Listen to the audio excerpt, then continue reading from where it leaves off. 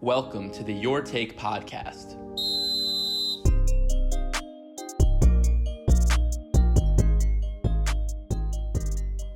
Welcome on in to episode 8 of the Your Take podcast. I'm Ben Stern. We got a fantastic discussion for you today. We're talking all NBA teams, as well as doing a full preview and predictions of what we expect in the Eastern Conference. Let me introduce my guest, editor for the Celtics Wire, part of USA Today Sports Media Group, Dr. Justin Quinn. How's it going? Awesome. So let's jump right in. We're going to be talking all NBA teams. So the NBA just announced just in the last week or so that only games before the pandemic are going to be counted towards all NBA teams. So what we see in the next 8 regular season games will not count, and it could potentially, some players that had an opportunity to close the gap, maybe make an all NBA team, they will not have the opportunity anymore. So let's start off in the first team. Justin, do you want to start with who your guys are? Sure. So I do want to comment, seeing as I work at a Celtics website, that this revelation that we had that they're not going to be counting anything after the hiatus is also going to be particularly useful for Jason Tatum because, we all want to believe, at least Celtics fans do, that he is going to continue being the human wrecking ball that he was before the hiatus started. But, we even saw, as late as March, his numbers start to dip a little bit, and they were still very eye-popping. They were still great. But, I just want to say that it does give us a chance to not necessarily have other players lose the gap. Yes, definitely agree. So, first team, James Harden, LeBron James as a guard, Jason Tatum, Giannis Antetokounmpo, and Anthony Davis for me. I have James Harden, Luka Doncic, Giannis Antetokounmpo, LeBron James, and then I have Nikola Jokic as my center. I have Jason Tatum on a later team. I'm just curious, what is so eye-popping for you that you put him first over some of the guys that I meant, over some of the other guys that are having elite seasons? 30.7 points per game, 7.9 rebounds per game, and 3.2 assists per game with 48.1 shooting for 3-point attempts in the month of February. Now, like I said, it dropped to 24.8 points per game, 6.8 rebounds, and 3.5 assists per game with 41.9% from 3 for March. But that was only a handful of games and could have just been a small dip. We really will never know. And like I said, this will give us an opportunity to not have to consider whatever he does after. I'm hoping it's going to be as eye-popping, but it's pretty realistic it's going to come back down to earth at least a little bit. I do think that Jason Tatum did have a fantastic month of February. I know all of his numbers took off and skyrocketed. We kind of just did a discussion about Jason Tatum earlier this week. But I feel like some of the other players, some of the other forwards have been more consistent. It hasn't just been 1 month of popping off, but the consistency throughout the entire career. I know you look at a player. You said that you had. Who was your center that you had in there? Anthony Davis. Okay, so I have Anthony Davis on the second team, but I guess kind of center versus forward. There's a kind of discussion about who falls in multiple positions. But I think that yeah, I played fast and loose in mine, definitely. I had the same problem. Well, I don't know if you had a problem with it, but I had difficulty where I was going to put LeBron versus Luka, and that's why Luka ended up falling a bit more than he did. But anyway, I digress. So you had Luka in the second team?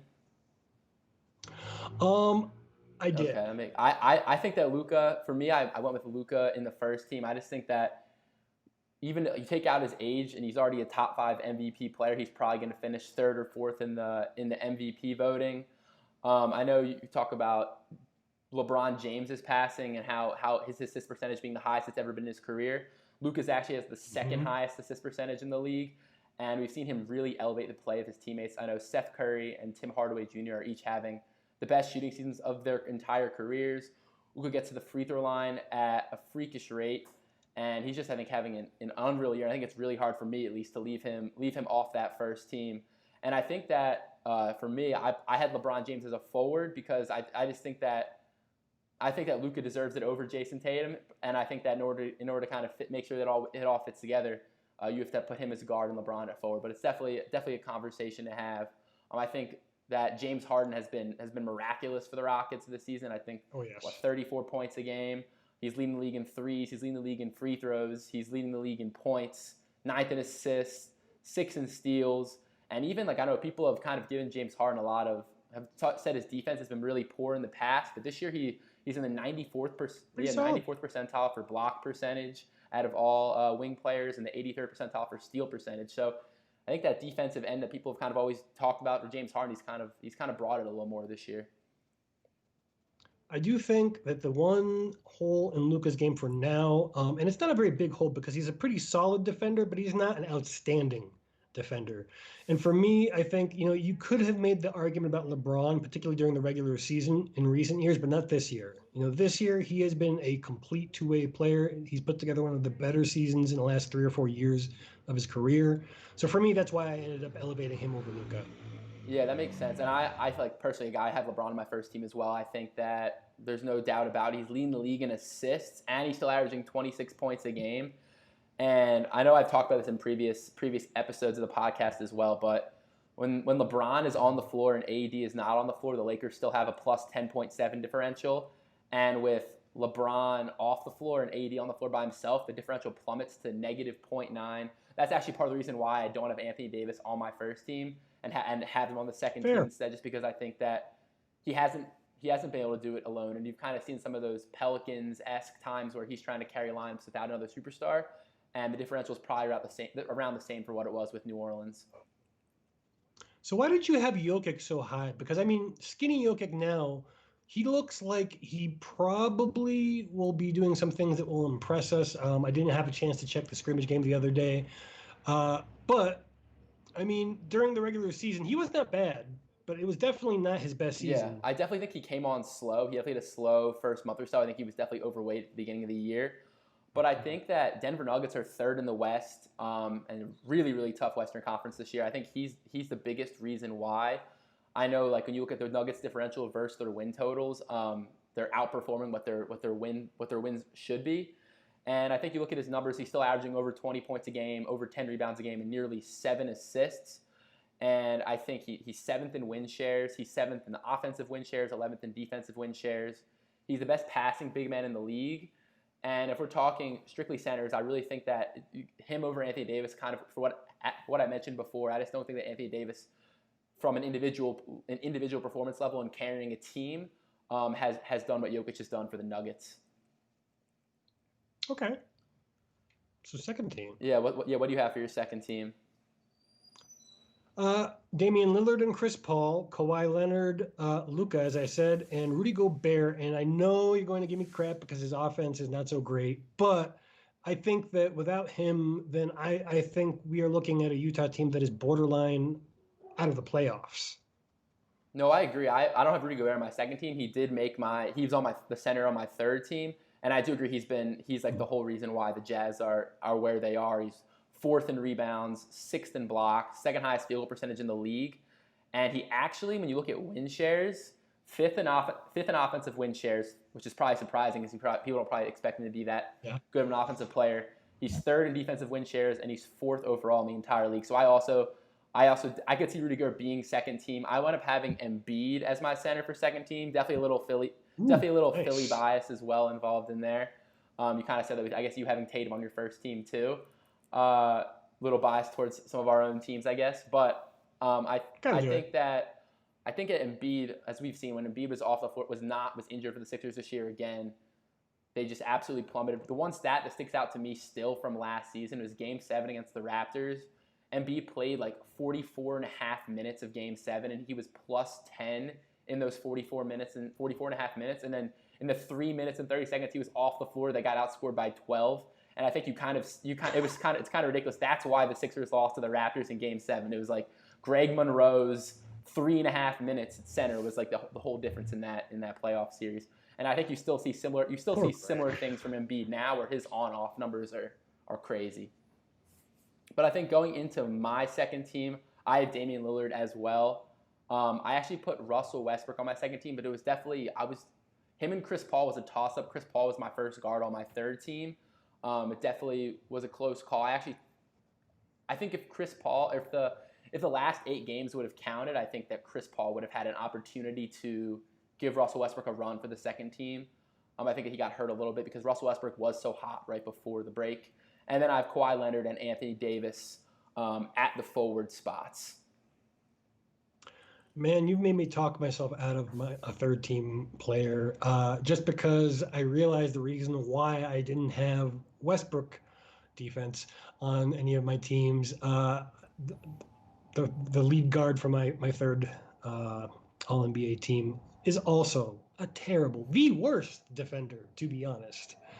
Trey Young. Trey Young.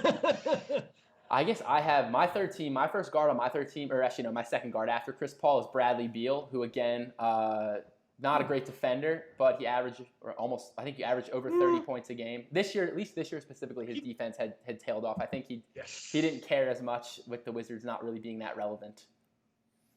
That was my bone to pick. I was going to say he can defend when he wants to, but why bother at this juncture? Yeah. Yeah. So you said you had Kawhi and you had who was your other forward on your second team? Luka. Okay. So you put Luka in as forward. So why'd you have Chris Paul way up in your second team? I love Chris Paul too. Have him on my third team. I just didn't necessarily see him as a top 4 guard right at the moment. Just because when we saw the trade to Oklahoma City, we were kind of looking, just about all of us. I mean, not everyone, but just about all of us were looking at, well, Chris Paul had a nice career. And then, whoa, they got rid of their 2 best players and basically took in what people thought was not garbage, but like on the way out of the league as a major player.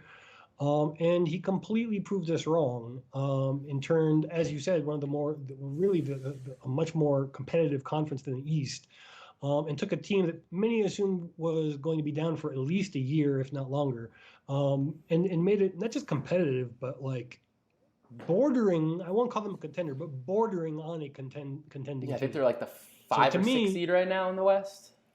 Yeah. So for me, at least, I think that you have to give him a lot of the credit for that. His teammates give him the credit for being the main thing that is kind of like got them into the shape to be such a competitive team. So for me, I'm not just crediting his own performance. I'm also crediting the performance of the players around him because of his professionalism. Yeah, I definitely agree. I think that it's kind of wild. I think the Thunder over-under for win totals was like 32.5 or something like that coming into the season. And they surpassed that in 65, 66 games. They already had 40 wins. Looking at Chris, they've been. I think he's helped Shai so much develop. He's given Schroeder confidence off the bench to be like that top guard. They're that top 6 man for them. Maybe possibly 6 man of the year. Looking at Chris, I think he's good. I think so as well.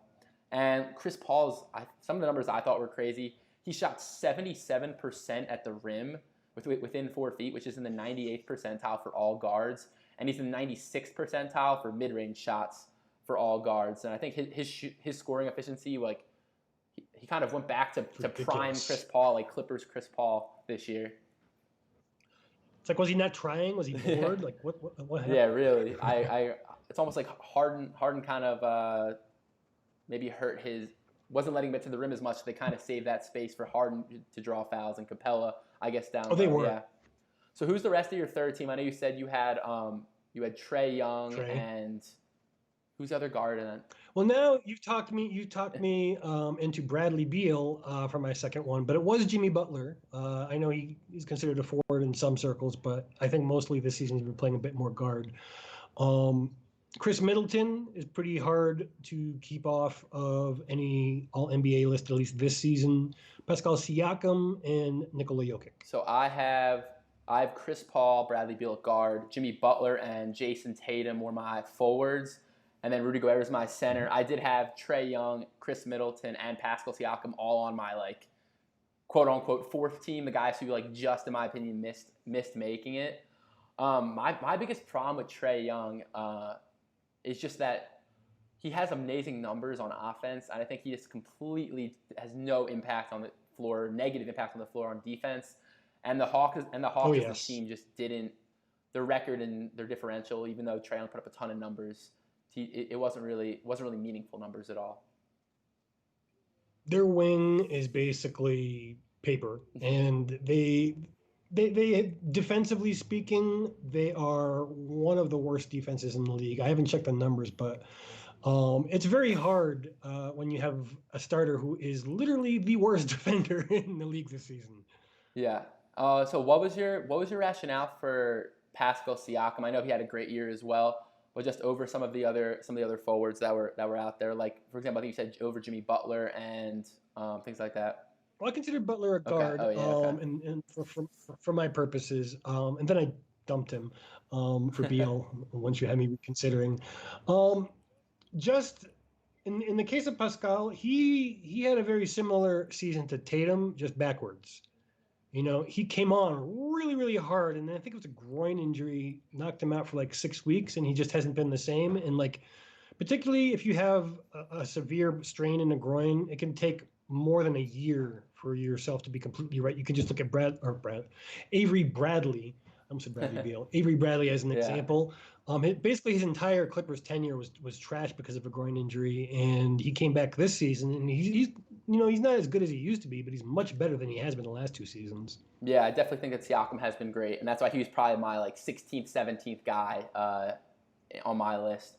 For me, I know I'm going to get into the Heat a little bit in the next part of our discussion, but Jimmy Butler was on my third team. I think he's kind of similar to Chris Paul. He took a bunch of young guys that had the Heat did not have the highest expectations coming into the year, and he's really kind of been that veteran presence, that leadership, and he almost has actually played like a Russell Westbrook type role. He's been a really, really inefficient 3-point shooter, but I think really high percentage of his shots are coming in the paint, and he's averaging over 6 assists a game, and he's been really good at kicking out to his shooters and making like Tyler Hero, Duncan Robinson, has kind of given them the space to make all those shots and be one of the best 3-point shooting teams in the league. And also, obviously, defensively, he still is bringing the defense every single night. 2.2% steal rates in the 94th percentile in the league, and he actually is in the 100th percentile for foul rate.